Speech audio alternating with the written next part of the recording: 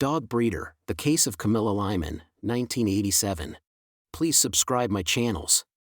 Camilla Lyman was a recluse who had one passion in life from the time that she was a teenager, and that is that she wanted to show dogs in competitions. She was the daughter of wealthy New Englanders Arthur T. Lyman and Margaret Rice Lyman. Her father had worked for the state of Massachusetts for more than 30 years, including stints as Commissioner of Corrections and Commissioner of Conservation, and she inherited a part of her parents' fortune when they passed away. The death of her father from lung cancer in 1968 hit her especially hard, as they had been close. Afterwards, she began pulling away from her family, which included 2 sisters and a brother, and became distant from relatives. She had only a small circle of trusted friends. The one constant in her life were the 58 champion spaniels that she bred. A few years after Lyman's father passed away, she began to display a desire to become a man. She cut her hair short and adopted the more masculine-sounding name Cam. She was nearly 6 feet tall and began dressing like a man. She also grew a narrow mustache using steroids that were actually intended for her dogs. She attended dog shows wearing ties and tweed jackets, and her short haircut, mustache, and attire made her look strikingly like her father. In the late 1970s, she met tax accountant George T. O'Neill and his wife at a dog show. They owned the Wixford's Kennel and invited her to have a cup of tea in their motor home. From there, the friendship grew. Lyman liked to carry large amounts of cash on her, even if she were only going to the grocery store to buy milk. In 1984, she was living in her hometown, the Boston suburb of Westwood, Massachusetts, when someone broke into her house. The reclusive Lyman was terrified. She phoned O'Neill, her closest friend, and screamed that she wanted to move. With his help, she bought an 11-room Victorian house that sat on 40 acres of land on Collins Road in Hopkinton, Rhode Island, not far from the Connecticut border. She apparently paid about $500,000 to add a kennel with 20 runs for her dogs. The socially awkward Lyman was a recluse who delegated to others the task of dealing with the practical matters in her life. Having others look after the mundane details of her life freed up her time to look after and show her champion spaniels. In 1984, she gave O'Neill a power of attorney to handle her finances, including her bank accounts and her debts. He also made her travel arrangements and picked up the mail. One day in Springfield, Massachusetts, for example, she gave O'Neill an envelope and told him to look after the contents. When he opened it, he discovered $330,000 worth of stock certificates. She drafted a will on October 31, 1984, leaving O'Neill her Hopkinton estate, land in Nova Scotia, and her entire $2.1 million in trust funds. In exchange, he was to look after her 58 show dogs. He was also to make a suitable donation to the Dog Museum of America in the name of a champion show dog that she had owned in the 1950s called Ricefield's John. She also requested that she be cremated. An airplane was to spread her ashes over Madison Square Garden during the Westminster Kennel Club's annual dog show. According to O'Neill, Lyman had a temper, particularly when one of her dogs did not do well in competition. In fact, he was the last person to talk to Lyman on July 18, 1987. She desperately wanted to attend a dog show in New Brunswick, Canada, but O'Neill wasn't able to register her because of a postal strike there. He phoned her to tell her what had happened. She was livid. Suddenly, the line went dead. O'Neill called back several times, but there was no answer. On July 19, O'Neill drove out to her 40-acre estate to see her. Her car and motor home were still in the driveway. Some of the 58 dogs were inside the kennel while others were outside. There was no sign of Lyman, and it was evident that some of her beloved canines had not been fed. Inside the house, the telephone was ripped out of the wall. Her attaché case stuffed with jewelry, clothes, and $200,000 in cash that she kept at home were gone. Lyman, 54, had vanished, but O'Neill decided not to alert the police. She had once disappeared for 6 months when she lived in Westwood, and he reasoned that perhaps she had voluntarily gone away once more and would return soon. O'Neill used money from her bank accounts to look after her home, dogs, and kennel. Some of her canines were given to other kennels in the New England area on condition that they would be returned if Lyman reappeared. He kept 2 of her retired spaniels at his home. For months after Lyman's July 1987 disappearance, O'Neill and his wife would receive telephone calls during which the caller did not speak. They assumed that the caller was Lyman, so they talked about which dogs were winning competitions and how they were doing. The caller would hang up once O'Neill and his wife had finished speaking. Then the calls stopped as mysteriously as they began. It was not until Christmas time that anyone else noticed the recluse's absence.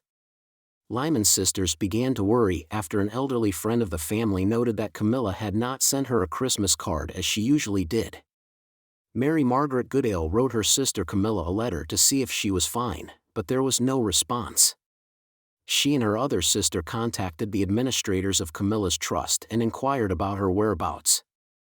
Again, they received no reply.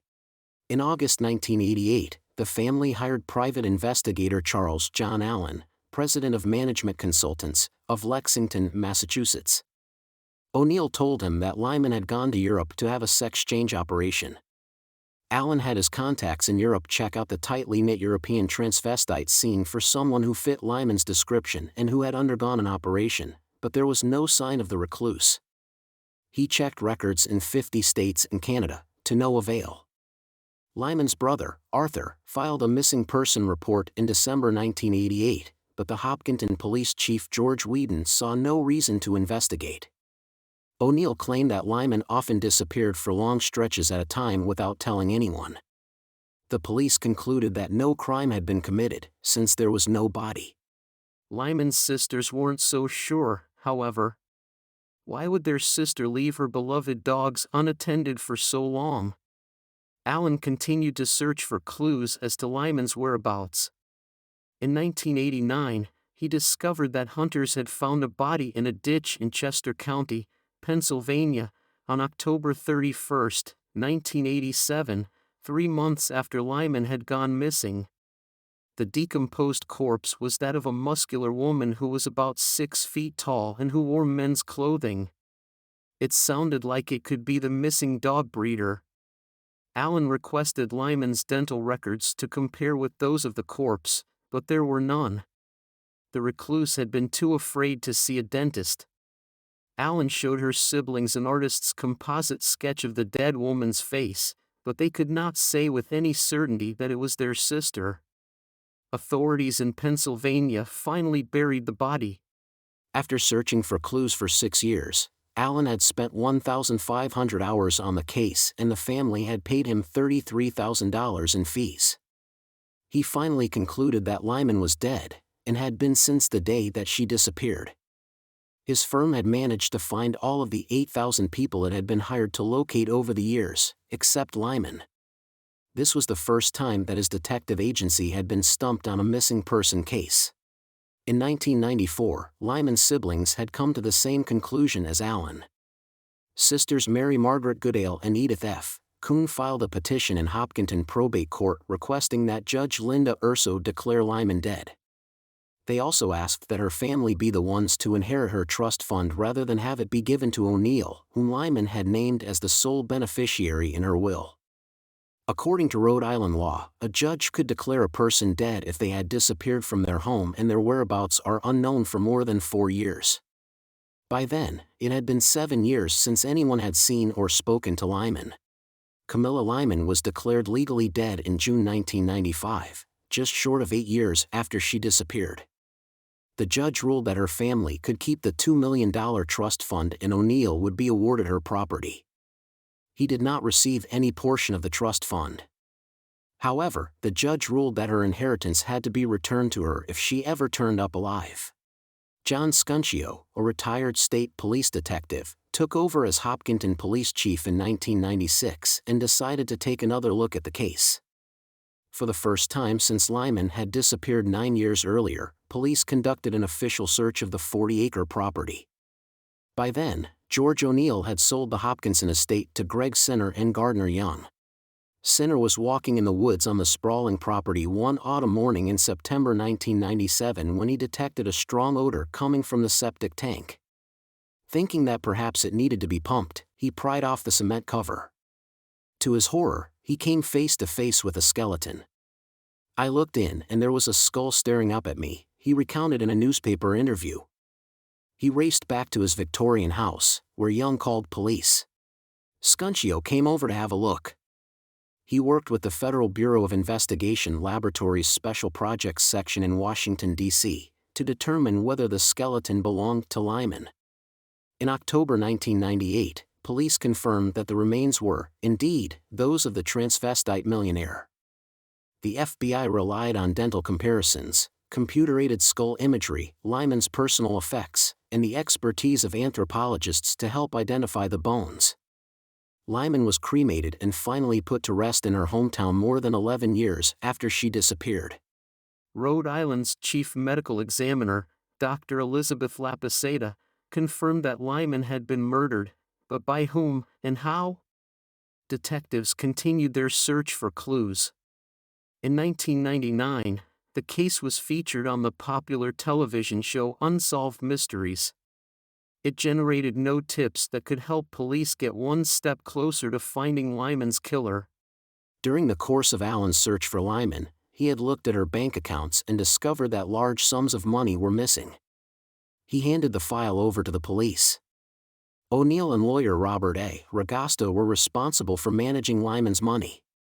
As part of a settlement in April 1999, the two men admitted to the U.S. District Court that they had not respected Lyman's wishes when they used her trust fund to finance real estate deals. They agreed to give the American Kennel Club Museum of the Dog the trust's remaining $235,000 and pay $900,000 in compensatory damages plus interest. In 2002, O'Neill was indicted for embezzling $15,000 from Lyman's estate. He was charged for cashing a check in her name on March 13, 1992. A year later, he admitted in Superior Court that he could have been found guilty if he had been brought to trial. He was sentenced to a year's probation and charged $450 in court costs. The mystery of Lyman's disappearance and that of her money were solved, but more than 20 years after that July day when her phone was ripped from the wall, police still have no idea who killed her or why. It is one mystery that may never be solved. We bow in front of you. Thanks for watching. Please subscribe and like it.